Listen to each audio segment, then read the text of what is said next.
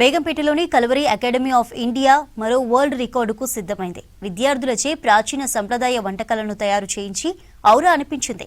దేశంలోనే ప్రసిద్ధి చెందిన ఆనాటి వంటకాలను నేటి యువతకు పరిచయం చేయాలని మెగా ఈవెంట్ నిర్వహించింది. క్రిస్మస్ సందర్భంగా నిర్వహించిన కార్యక్రమంలో 104 వంటకాలను 104 మంది విద్యార్థులు తయారు చేశారు. ఇలాంటి గ్యాస్ స్టవ్ వినియోగించకుండా కేవలం కట్టెలు, పొట్టు, మట్టి పొయ్యిలు, ఇసుక, సాల్ట్తో వంటకాలు తయారు చేశారు. పూర్వీకులు ఏ విధంగా వంట వండేవారో కళ్లకు కట్టారు.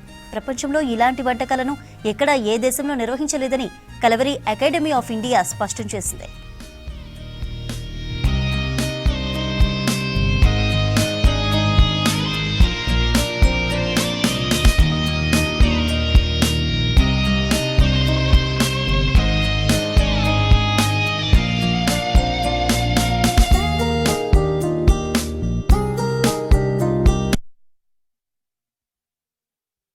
ఈ సంవత్సరము ఇంకొక వరల్డ్ రికార్డ్ పెడదాము. కానీ ఈ వరల్డ్ రికార్డ్ ప్రత్యేకత ఏంటంటే పరంపరాగత, అంటే వెరీ ట్రెడిషనల్, అంటే ఎన్నో సంవత్సరాల నుండి పరంపరంగా, అంటే ఎన్నో ఏండ్ల నుండి మనకున్న అలవాటులు, క్యూజీను, కుకింగ్, దాని గురించి పాక కళ అంటే cooking or culinary arts or cooking arts, ఈ రెండింటిని మిక్స్ చేస్తూ మన ఇండియాలో ఉన్న విచిత్రమైన వెరీ రేర్ డిషెస్, అంటే మీరు కొన్ని డిషెస్ అక్కడ చూసారేమో, మట్టిలోనే తవ్వి పెట్టేశారు. అది దాని మీద బొగ్గులు వేసేసి మట్టిలో తవ్వి పెట్టారు. దాన్ని జమీన్ దోశ అంటాం మేము.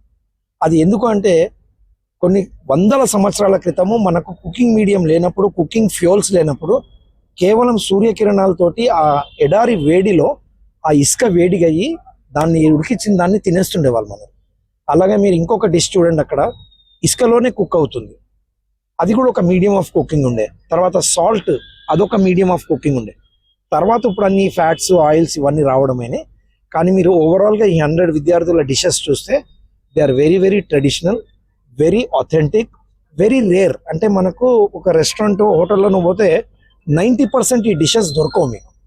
అవి సెలెక్ట్ చేసి దీని మీద ఒక బుక్ కూడా రాస్తున్నామండి. అది 2026 ఎండింగ్, అంటే మాది 30 years కంప్లీట్ అయిన సందర్భంగా దాన్ని మేము రిలీజ్ చేస్తాము.